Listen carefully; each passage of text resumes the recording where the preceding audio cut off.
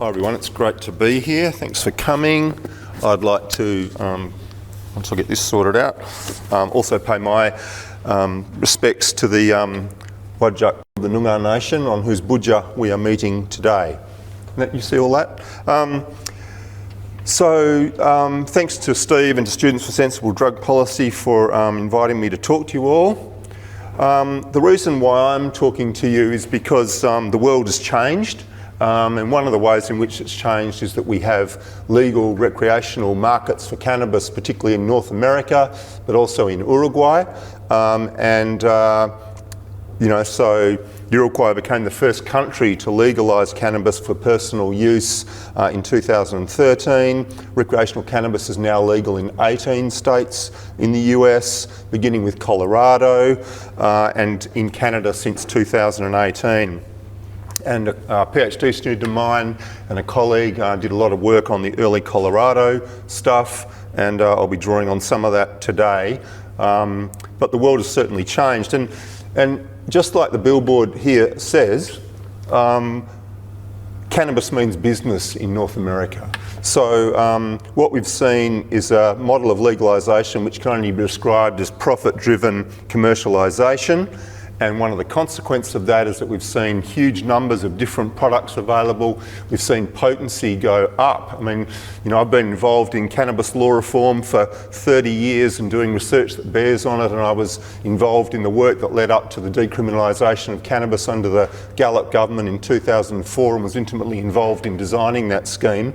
But we always thought that, the most potent drugs were in the legal market, so we know that heroin potency and methamphetamine potency are always high because you want to reduce the volume, maximise the buck if you're trying to smuggle the drug in. But what we've actually seen in North America is that commercialism has led to potency going super high. So we've got these super high products, waxes and shards, which are 75 to 80% THC, pure THC, compared to 10 to 20% for street herb. And so that's a surprise, and it's something that we should be aware of. And the other thing we've seen is a huge market in vapes and other things. So I'm going to be talking with you about what kind of model we should have in a legal market, and my takeaway message is going to be, I don't think we should be repeating the same mistakes that we made with tobacco and alcohol in going for a market that's kind of run by people that want to maximise profit. I actually think we want a model that actually puts control in the hands of the people that use the drug and grow the drug, rather than be putting it into the hands of the people that just want to make money out of it. So I'm going to just run through a couple of concepts and models, talk about the range of policy options, give you some selected evidence. Haven't got time to go through it all, that's accumulating pretty quickly, and then talk about some of the middle ground options, which I think we should be talking about more in the discussion, rather than just thinking about strict prohibition at one end and full commercial legal availability at the other. So many of you have probably seen this before in your studies and other places. People often say to me, how can I be arguing for maybe reducing availability of alcohol and tobacco while at the same time arguing for cannabis being made more available? And the reason why is because we see a U-shaped curve between legal availability and harm. So as legal availability is low, you get all the problems associated with criminality in an illegal market, you get people getting busted, you get impurities, you get high rates of overdose and all that kind of stuff. And at the other end of the spectrum, where legal availability is high, we get high rates of use, we get commercialism, we get rampant advertising, we get things getting promoted to kids, we get high rates of community harm, public health and so on. So we've got problems at both of these ends, and what this model suggests is that we should be moving towards the bottom of that curve. So maybe increasing availability for the currently illegal criminalised drugs and reducing availability for those that are freely available, cheaply available and readily available. And that's what I'll be arguing for. So a range of colleagues around the world have been looking at trying to articulate what some of these middle range options are, and this is by Bo Kilmer and colleagues from the RAND group in the US. And they've said, there's a lot of discussion around certainly strict prohibition, but also around the sort of civil penalty and partial prohibition models that we've seen in Australia, and I'll talk to that. So prohibition with civil penalties rather than criminal penalties, sometimes called decriminalisation. And at the other end, we've got all the attention on those fully commercial markets in North America.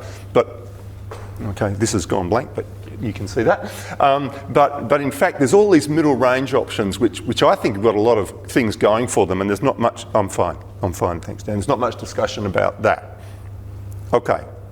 So, we've had prohibition with civil penalties in 4 Australian jurisdictions, beginning with South Australia in 1987. We did a lot of the early work evaluating the South Australian scheme, through to the period that we had in WA under Gallup, through to 2008. We've now got legal cultivation and consumption in the ACT since 2000, in many parts of Europe, beginning in Spain, but now in many parts of Europe, in Uruguay, in Belgium, and other places. We've got cannabis social clubs. I'm going to be talking with you about those a bit later on. There's a new Mexican model, which was talked about in 2019-20. It's been overtaken by COVID. It hasn't seen the light of day, but I think it's got some things going for it. There's a community trust model that's been talked about in New Zealand, based on the gambling trusts that operate in New Zealand, which are local community controlled operations with the benefits going straight to the local community and local community ownership and board of control at a local level, which I think has some promise. And then we've got the Uruguayan model, which is a mixed model, which has cannabis social clubs run by cannabis users and growers, growing pot for the people that are members. They've got pharmacy access. It's been a problem. There's not enough pharmacies involved in Uruguay, but it's sort of attempting to try and regulate it and make it available. And they've got self-supply, so growing your own as well. That kind of mixed model has a lot of promise. So I'll be talking with you a bit about those. And then we've got the legal models in the US and Canada. Now look, we know what the problems are with full prohibition. I don't need to explain them to you. We did work back in the early 2000s. In fact, we did this work in the late 1990s, which showed that basically people's cannabis use in the 6 months before and after they were convicted of a minor cannabis offence wasn't any different. It didn't change very much. You get a criminal record, but you go back to smoking just as you did afterwards. In other words, the notion that convicting people and criminalising them will change their cannabis use, we didn't find any evidence of that. But what we did find was that the social impacts of having a criminal record in terms of employment, in terms of travel, in terms of relationships, in terms of jobs, in terms of accommodation, those things were significant. And we compared a matched group of people who got a criminal record in WA with people who've been of the same age, same gender, smoking for the same period of time with the same criminal history under the South Australian civil penalty scheme, and we found the criminal penalties were far, far greater in terms of their social impacts.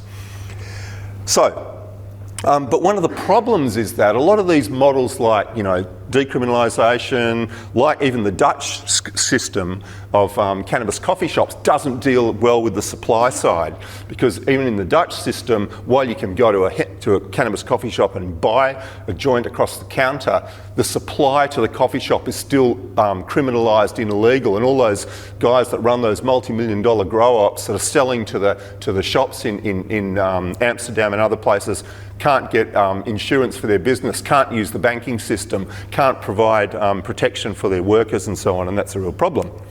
So we have got a model in the US and in Canada where there is, the supply side is dealt with, but we think there are a lot of problems with it. And it's hard. We've got a natural experiment. You think there's an opportunity to kind of unpack it and understand it, and many of us are trying to do that, but it's complicated. It's complicated because there are differences between the states. It's complicated because there's still a prohibition federally, so it's a cash business. They can't use the banks. You can't pay for things on your card.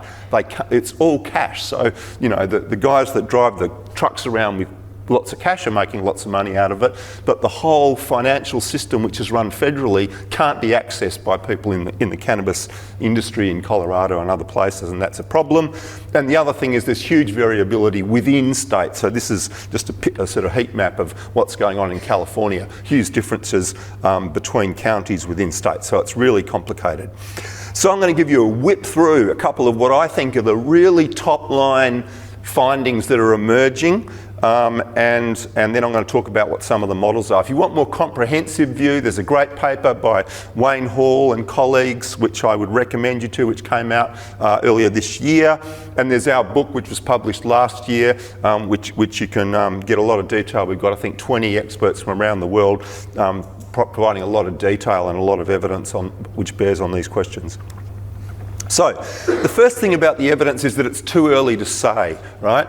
that a lot of the impacts are going to wash through the system. We think it's probably going to take at least 10 years for us to fully understand what's going on. Others have said a generation, but in essence it's too early to say. But what can we say? Well, the first thing we can say is that convictions for cannabis offences, unsurprisingly, are way down. They're down by about 75%. That's got to be a good thing, but what we're also seeing is that policing is shifting to some other parts of the market. So in some places we're seeing kids, people under the age of 18 or 21 in some states, getting increasingly criminalised for having cannabis because they're under the legal limit.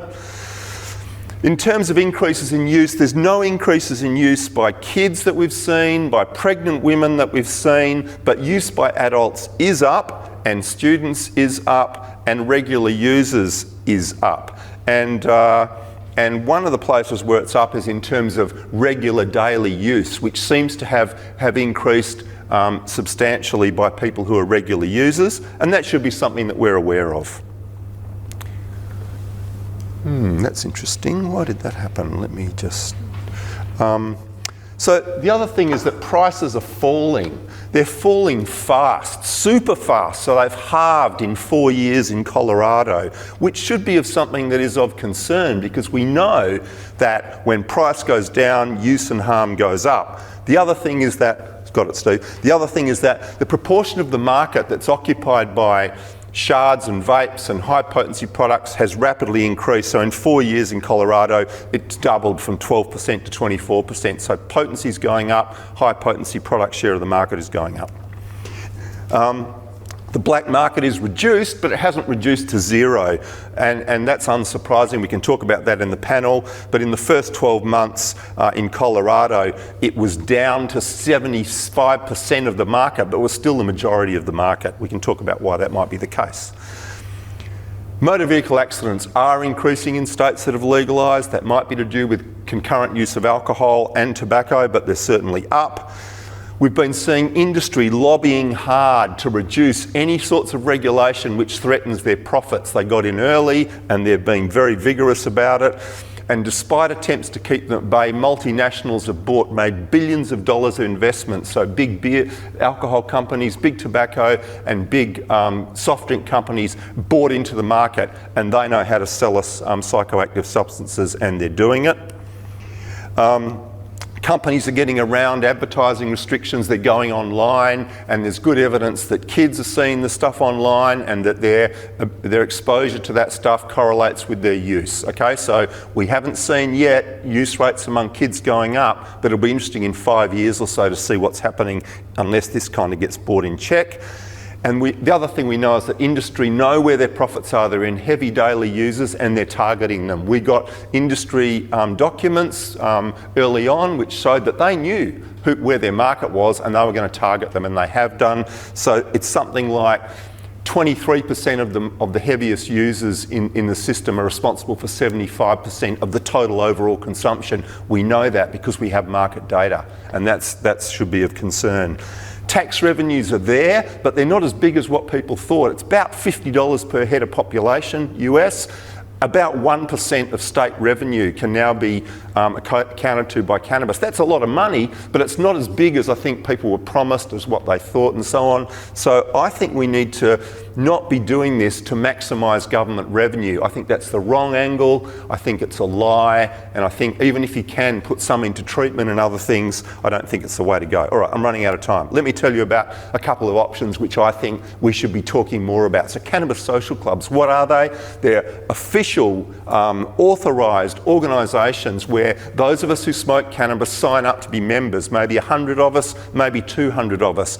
I have my 3 plants, you have your 3 plants, she has her 3 plants. We get our plants to be grown by the club. They're barcoded, they're my 3, they're your 3. When harvest time comes, I get the plants from I get the cannabis from my 3 plants. I can't sell it to anyone else, I can't promote it, I can't give it to anyone else. These guys grow the cannabis on my behalf. They don't use pesticides, they don't have adulterants in it, they produce a quality product without mould and all that kind of stuff.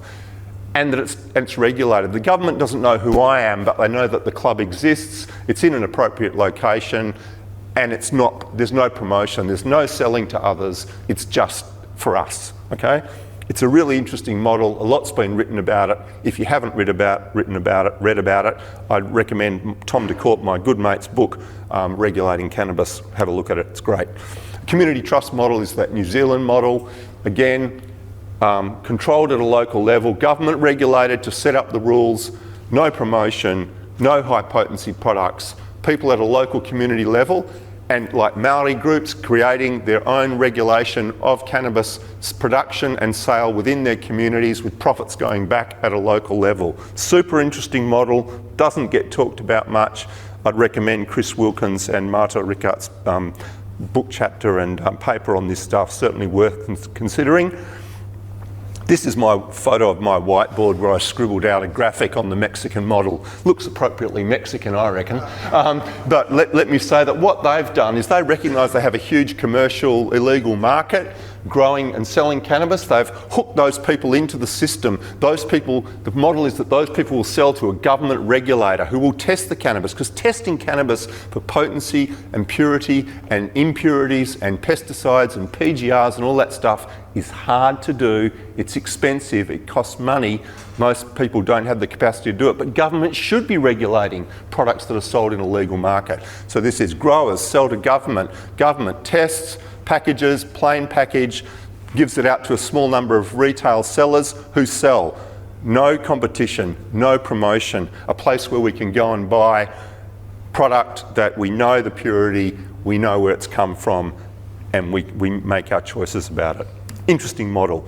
I think a mixed model is probably going to be the way to go. The Uruguayan model, not perfect, we can talk about that in the panel, but having some homegrown supply, some regulated availability, maybe, and cannabis social clubs, some mix like that is probably going to provide the best outcomes for users, the least harm in terms of public health, and get the mix right. And I think we can talk about, it might be different in Montevideo than it is in Auckland, than it is in Perth, but we should be talking about it. So my recommendations are, it's not enough to remove criminal penalties, we need to deal with the supply side. In my view, the focus needs to be on maximising public health, and that means not criminalising cannabis users for their choices, but it also means not having a market that's dominated by profit-driven multinationals who are really about making profit, and they're not really about doing the right thing by users, their families and the community. So I think we need to avoid those profit-driven models. I think the promise of tax revenue needs to be questioned, and we don't want to be seduced by it. I think we need to start slow and gentle, and things like cannabis social clubs and other models like that are the way to go initially, and see how it goes. And if we think there's a good case for expanding availability, well, we do it in a stepwise way and we carefully evaluate what we're doing. That's really it from me. Thank you for your time.